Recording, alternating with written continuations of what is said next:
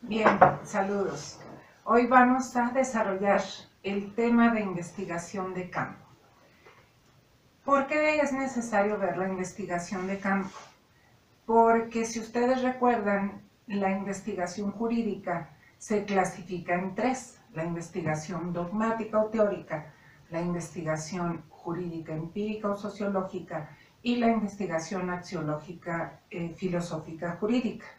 De tal manera que también, si ustedes recuerdan, habíamos señalado que echamos mano de los tipos de investigación científica general a efecto de poder apoyarnos en estas herramientas para poder desarrollar la investigación jurídica en cualquiera de esas tres modalidades. Como podrán recordar, anteriormente vimos la investigación jurídica dogmática y para llevarla a cabo, pues desarrollamos en su totalidad la investigación documental. Y en este caso, pues ya vamos a comenzar a analizar la investigación jurídica empírica o sociológica, echando mano de otro tipo de investigación científica general, que es la investigación de campo. Si ustedes toman su libro para que también me vayan siguiendo a partir de esa lectura del libro que ustedes tienen de la materia, pues nos trasladamos a la página 90. En la página 90, casi al final de esta hoja, nosotros podemos apreciar que ahí es donde inicia este tipo de investigación. ¿Qué debemos entender por investigación de campo? La investigación de campo es aquella en donde se acude al lugar de los hechos para obtener información. Es decir, mientras que la investigación documental es considerada indirecta porque la información la recoges de fuentes de información, en el caso de la investigación de campo, nosotros recogemos la información directamente del lugar de donde se desarrollan los hechos. Por lo tanto, nosotros nos apoyamos en una gran diversidad de técnicas, entre las que encontramos encuestas, entrevistas, observación, etc. Gracias a esta investigación, pues nosotros podemos contrastar lo que está dentro de la teoría, poderla confrontar con la práctica. En su momento les dije que es de las investigaciones ideales. Sin embargo, pues vamos a ver si tiene utilidad o no. Claro que tiene utilidad, pero ¿dónde es donde se le observa su manejo, su aplicación? Nosotros vamos a encontrar de que hay ramas de la ciencia específicas que su trabajo lo hacen siempre con investigación de campo. Y lo auxiliar va a ser la investigación documental. Pero, insisto, lo fundamental sería ir directamente al lugar de los hechos. Entonces encontramos prácticamente todas las ciencias naturales que se apoyan en este tipo de investigación, y en el área de las ciencias sociales poco a poco ha ido retomando importancia este tipo de actividad.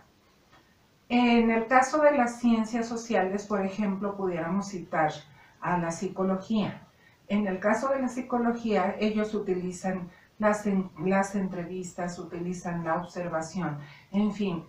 Pero hablando específicamente del derecho, lamentablemente nosotros no encontramos el hecho de que un licenciado en derecho que sea investigador se apoye en este tipo de herramientas.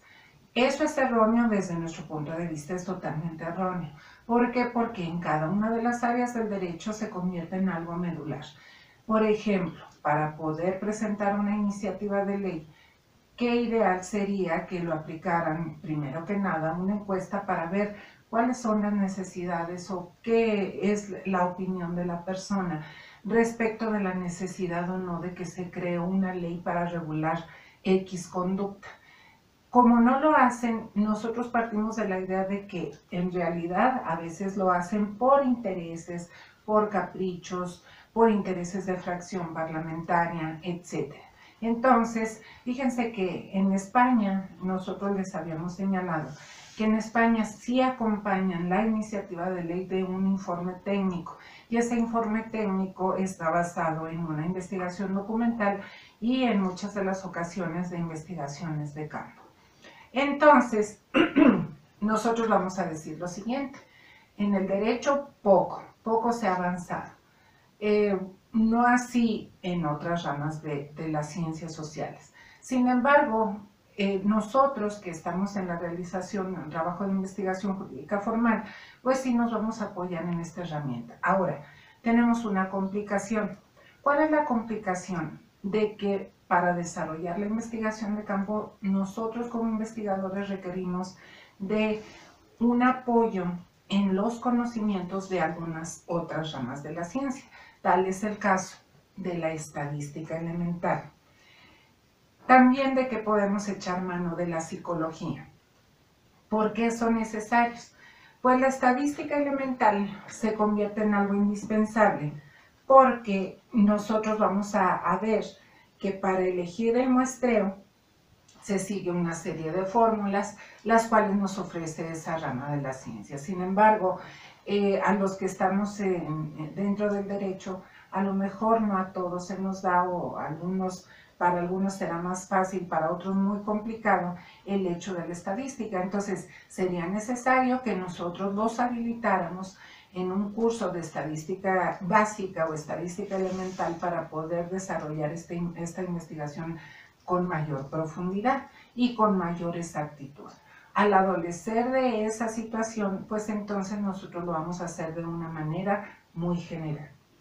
Por lo tanto, nosotros vamos a decir que sí vamos a desarrollarla. Eso fue un acuerdo de la Academia de Métodos y Técnicas de la Investigación Jurídica. Fue el acuerdo de que sí tocáramos este punto, aunque no tan a profundidad, por la falta de tiempo, por la falta de ciertos conocimientos necesarios, en fin. A pesar de ello, pues, vamos a comenzar. Si decimos que esta investigación es acudir al lugar de los hechos, pues entonces vamos a ver cuál es el método a seguir y cuáles son las técnicas que se pueden utilizar. Entonces, si ustedes se fijan en la página siguiente, en la 91, viene el listado de las etapas que hay que seguir para el desarrollo de la investigación de campo.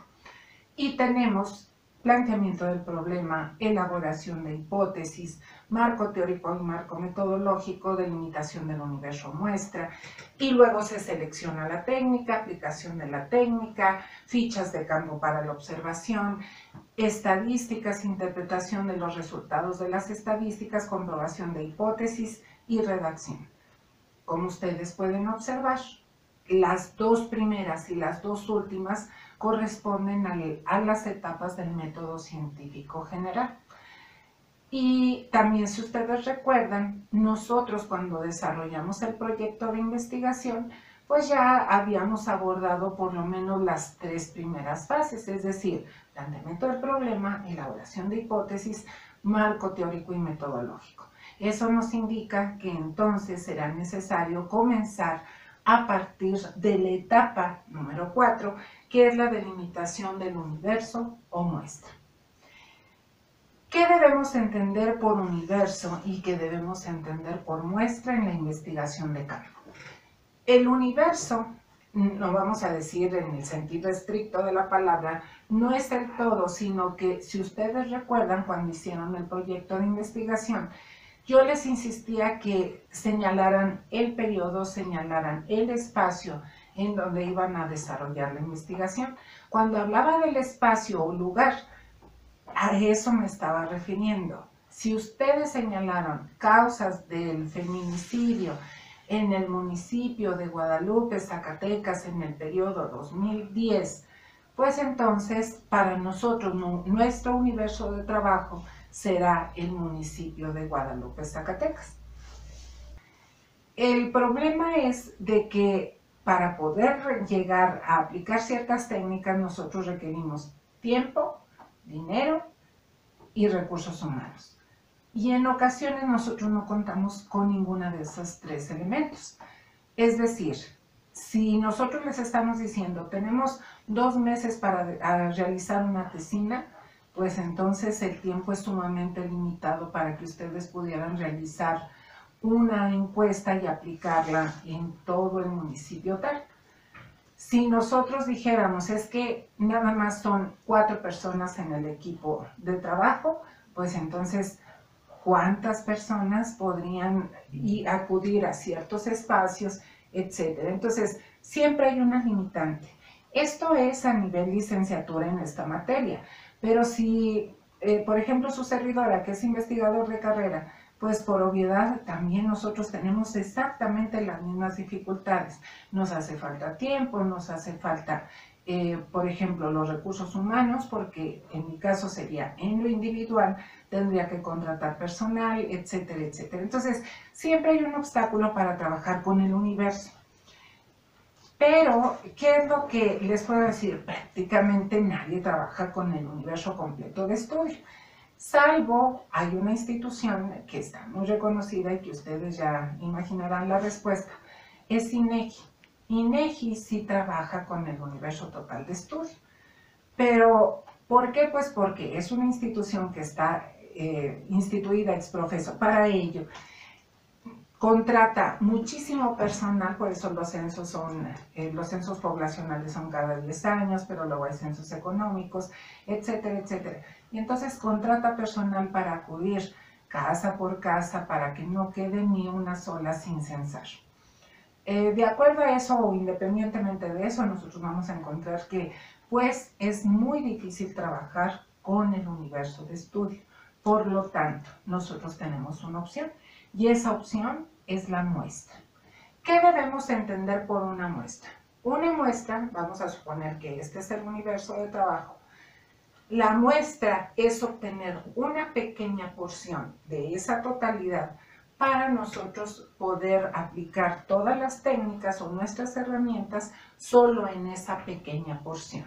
Ahora, el problema de esto, y es que es donde se comienza a complicar, el problema es qué o cómo debemos elegir la muestra. Aquí hay una situación. Para que la muestra sea viable y que los resultados arrojados es como si hubiéramos aplicado las técnicas en la totalidad, pues entonces nosotros vamos a decir que la muestra debe reunir 3 características. Así como lo pueden ver ustedes en el libro, las características es que la muestra debe ser representativa, confiable y precisa. ¿Qué significa que sea representativa? Pues que incluye todos los elementos necesarios extraídos del universo total. ¿Qué significa que sea confiable? Pues en cuanto a la estimación del porcentaje de lo cual estoy sacando. Es decir, debo determinar un número específico de quienes integran el universo para sacar el porcentaje que verdaderamente sea confiable. Esto es, si tengo 10 elementos y voy a entrevistar o voy a encuestar a un elemento, eso no es por un criterio personal o no es algo que yo vaya a decir, se me ocurrió, no. Debo aplicar, y es aquí lo que les comentaba hace un momento, debo aplicar una fórmula estadística.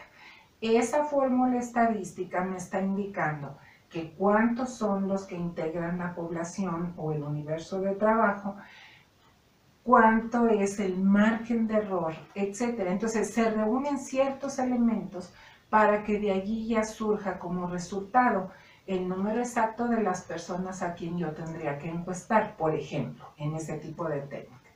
De tal manera que al momento de que tú estás aplicando esa fórmula, aparte de que la muestra sería representativa y confiable, también sería precisa.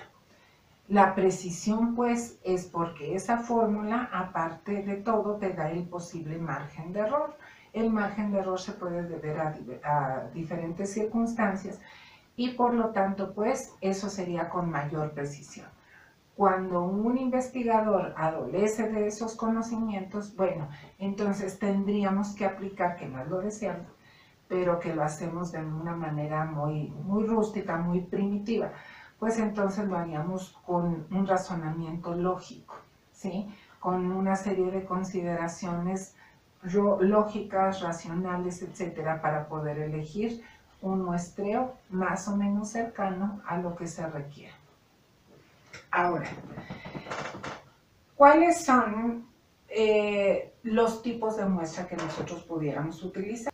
Bien, Reuniendo entonces esas características de nuestra muestra, pues debemos considerar que existen una clasificación de las muestras, las cuales puede ser dividida en dos: las muestras probabilísticas y las muestras no probabilísticas.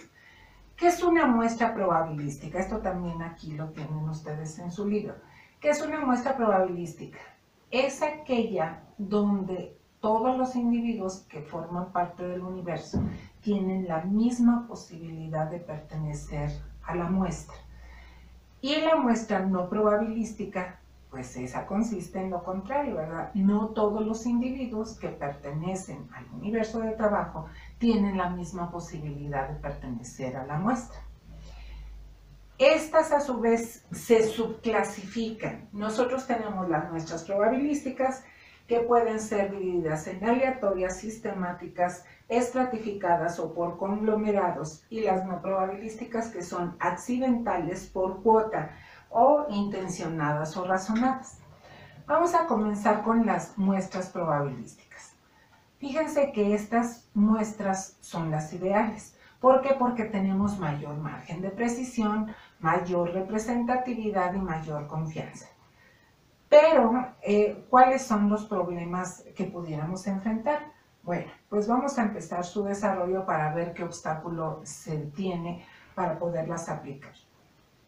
En el caso de las muestras aleatorias, ese tipo de muestreo se denomina básico.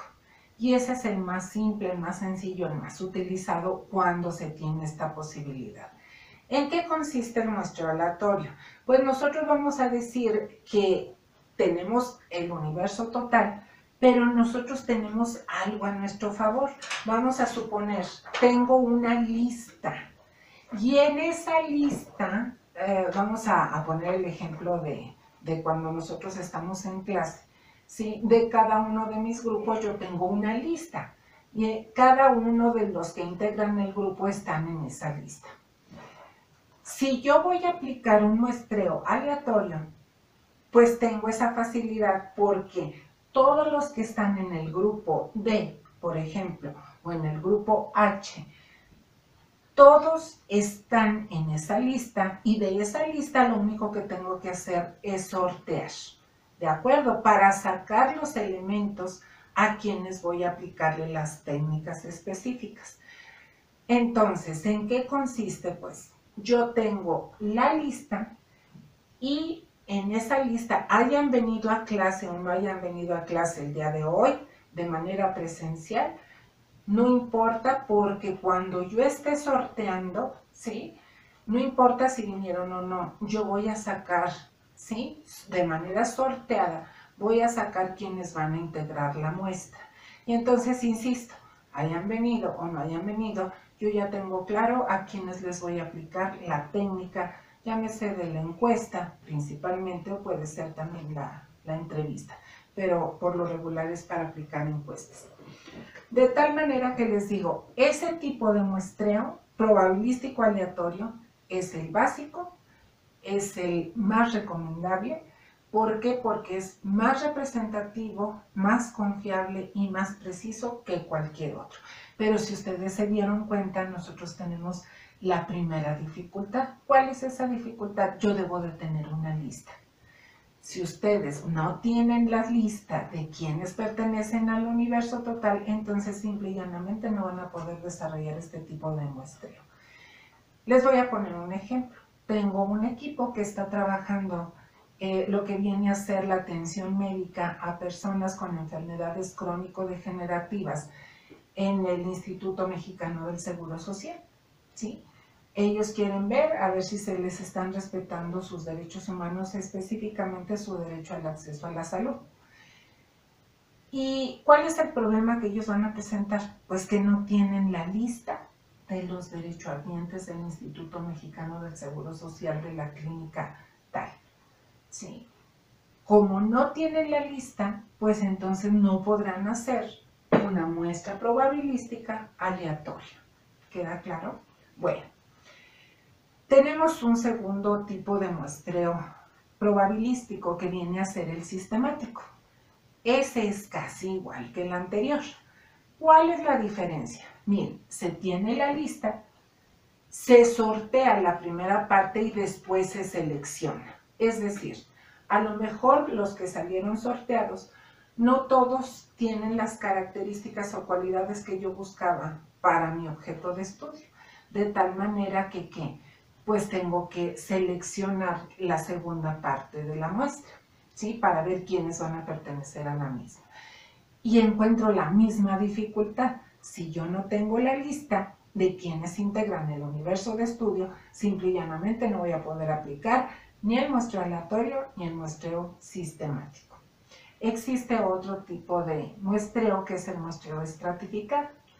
Este tipo de muestreo consiste en formar grupos con características homogéneas, pero insistimos, allí lo estoy haciendo con base en una lista. Si yo tengo la lista, pues entonces podré formar esos grupos con características homogéneas. ¿A qué me estoy refiriendo? Vamos a suponer que queremos presentar una iniciativa al Consejo Universitario de la UAS para poder plantear que se debe elevar el monto de la beca para transporte, ¿de acuerdo? Porque nosotros consideramos que hay muchos alumnos que al utilizar el transporte público y al venir de diferentes municipios aquí a la capital, pues entonces están teniendo ciertos conflictos porque no les alcanza lo que les dan de beca para tal efecto. ¿Qué tendría que hacer? Estoy trabajando con el grupo D, ¿sí? De allí tengo que formar grupos con características homogéneas. ¿Cuáles serían esos grupos o esos criterios para formar este tipo de grupos? Los criterios serían, por ejemplo, quiénes son de municipios, ¿sí? A esos que son de diferentes municipios yo tengo que formar un grupo para determinar a ver cuánto es que están gastando en transporte público. ¿Cuál sería el otro grupo? Pues el otro grupo sería de alumnos que están viviendo aquí en la capital y que para trasladarse sí utilizan el transporte, pero por obviedad es un transporte urbano normal que no les amerita mayor recurso. Entonces, allí es donde yo estoy formando grupos con características homogéneas, estoy sacando esas muestras de esos grupos para poder aplicar alguna de las herramientas. Pero si se dan cuenta, el problema sigue siendo el mismo. No tengo la lista. Si yo no tengo la lista, pues entonces no puedo aplicarlo. Si tengo la lista, yo puedo aplicar ese tipo de muestreo estratificado, ¿sí? Ahora, viene el último de las muestras probabilísticas. Este muestreo es por grupos o conglomerados. Este es más o menos similar al anterior porque formo grupos, nada más que en el anterior, ¿sí? Era grupos con características homogéneas y en este tipo de grupos voy a elegirlos con características heterogéneas. Manejando el mismo ejemplo del transporte público, pues en un grupo a quien le voy a aplicar una encuesta, voy a elegir uno que venga de un municipio cercano, de Jerez, Fresnillo, etcétera, otro de municipios más lejanos, etcétera, y otros de los que viven aquí en Zacatecas capital. Con eso yo puedo tener un parámetro de a ver cuánto gasta uno, cuánto gasta otro, etcétera, etcétera. De tal manera que la limitante viene a ser que para este tipo de aplicación de muestreo yo debo tener la lista. ¿Qué les puedo decir en resumen? Las muestras probabilísticas, insisto, son más representativas, más confiables y más precisas que las no probabilísticas. Sin embargo, el problema es que la mayoría de las investigaciones se hacen con muestreos no probabilísticos porque nosotros tenemos la dificultad de no contar con una lista de quienes pertenecen al universo de estudio. Por lo tanto, aquí les voy a hacer una sugerencia para que no estudien todo el rollo, ¿sí? Nosotros nos vamos a la página 94, ¿sí? Y aquí ustedes van a poner un asterisco al cuadro donde viene la concentración de la información y viene muy preciso, ¿de acuerdo? Aquí es donde viene el tipo de muestreo probabilístico, vienen las 4 categorías, viene en qué consiste, en pocas palabras, todos consisten en sorteos, qué es lo que se requiere, que para todos se requiere la lista. Entonces, les sugiero que ustedes anoten un asterisco aquí y con ello nada más es donde viene muy específico en qué consiste cada uno de estos tipos de muestreo. Vamos a pasar ahora a las muestras no probabilísticas. Como lo dijimos hace un momento, las muestras no probabilísticas son aquellas donde no todos los individuos que pertenecen al universo de estudio tienen la misma posibilidad de pertenecer a la muestra. En este caso vamos a centrarnos, y que es el caso de todos los equipos que están trabajando, es prácticamente a lo que se van a enfrentar todos, ¿sí? Si hubiéramos tenido la posibilidad de realizar una investigación de campo, no tenemos la lista. Entonces pasamos, por no tener ese elemento, pasamos inmediatamente a las muestras no probabilísticas. En el caso de las muestras no probabilísticas tenemos las muestras accidentales, tenemos las muestras por cuota y las intencionadas o razonadas. Las muestras accidentales. Fíjense que aquí se dice, para seleccionar las unidades de análisis se utilizan personas o objetos con los que fácilmente se cuenta. Vamos a ver el ejemplo que les señalaba de quienes están viendo el derecho humano al acceso a la salud, a las personas que tienen enfermedades crónico-degenerativas en la clínica tal. Yo les decía, ellos no tienen la lista de quiénes son los derechohabientes. Por lo tanto, ¿qué es lo que deben hacer? Bueno, se van al muestreo accidental. Y en el muestreo accidental se señala, es con quien tienes a la mano. ¿Qué es lo que tendrían que hacer ellos? Ellos tienen una ventaja, a querer y no tienen la lista, pero saben exactamente dónde pueden encontrar el objeto de estudio. ¿Dónde lo pueden encontrar? Pues en la clínica del Seguro Social número tal.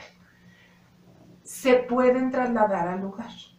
Ya estando en el lugar, nosotros tenemos un problema.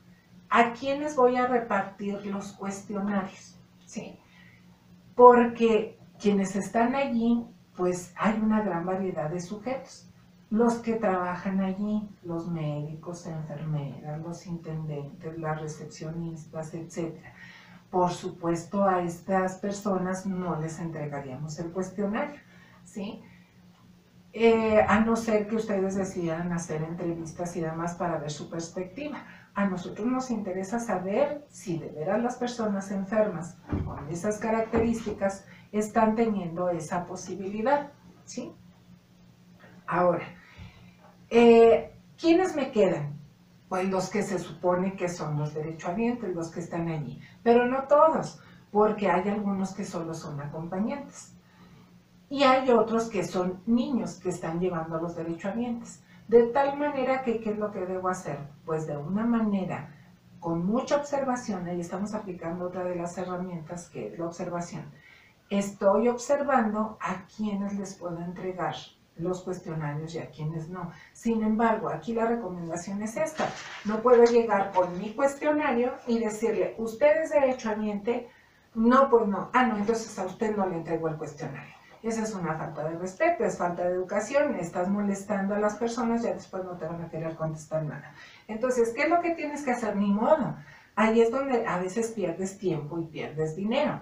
Porque tú vas a llegar y trataste de hacer una buena selección por medio de la observación, pero entonces, ¿qué es lo que vas a hacer? Ya reparte los cuestionarios. Nada más que no se te olvide poner en los datos generales que si la pregunta lógica, ¿verdad? ¿Eres derechohabiente o no eres derechohabiente? ¿Para qué? Para que ya cuando recojas todos los cuestionarios y a la hora de seleccionar dichos cuestionarios, pues entonces ahora sí utilizas ese criterio. Solo se van a quedar y van a ser útiles los cuestionarios de los derechohabientes. Entonces les digo, no es que no sea confiable, no es que no sea representativa, no. Este tipo de muestreo es el que más se utiliza al ser no probabilístico, al no tener la lista, pero a final de cuentas tenemos pues esa complicación. Es muy probable que nosotros tengamos que desechar una serie de cuestionarios que entregamos. ¿Por qué? Porque a quienes les entregamos simple y llanamente no pertenecían a mi universo de estudio. Tenemos otro tipo de muestreo no probabilístico, que es el de cuotas o proporcionales. En este caso, si ustedes lo pueden observar en el libro, dice: este tipo de muestreo consiste en establecer cuotas de diferentes categorías del universo. Es decir, se eligen los grupos, se parece algo así como el de conglomerados, ¿de acuerdo? Se eligen por características.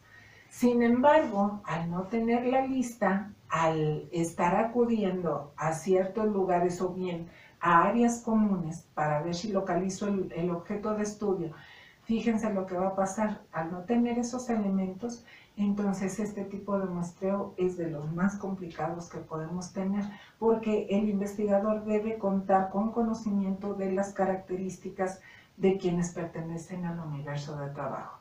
De tal manera que cuando tú vas a realizar una investigación de campo, no te lo sugiero. Sin embargo, viene el muestreo intencional o razonal. Se parece al accidental, es decir, utilizan mucho la observación, el razonamiento lógico, etc. Pero no sé a dónde acudir, ¿sí? Vamos a suponer, estoy hablando de lo que viene a ser la preferencia al momento de votar en las próximas elecciones para diputados locales, ¿de acuerdo? ¿A dónde voy a acudir? Yo ahí sí no tengo una claridad de hacia dónde puedo acudir para encontrar mi universo de estudio. Entonces, ¿qué es lo que tengo que hacer? Allí voy a lugares, por ejemplo, estratégicos, donde acude un gran número de personas y que por lo menos rebasan los 18 años, ¿de acuerdo? ¿Qué es lo que voy a hacer? No tengo la lista, no sé el lugar exacto a donde acudir, y entonces a través de la observación, a través del razonamiento, veo pasar una persona y más o menos calculo que sea lógico que esté rebasando los 18 años para solo preguntar a quienes tienen la posibilidad de votar, y entonces entrego los cuestionarios. Viene a ser exactamente lo mismo que en el accidental. Habrá algunos cuestionarios que tenga que desechar y los que me sirvan pues son con los que vamos a trabajar. Espero que con esta información que vertimos sobre el muestreo más o menos haya quedado claro en qué consiste. Saludos.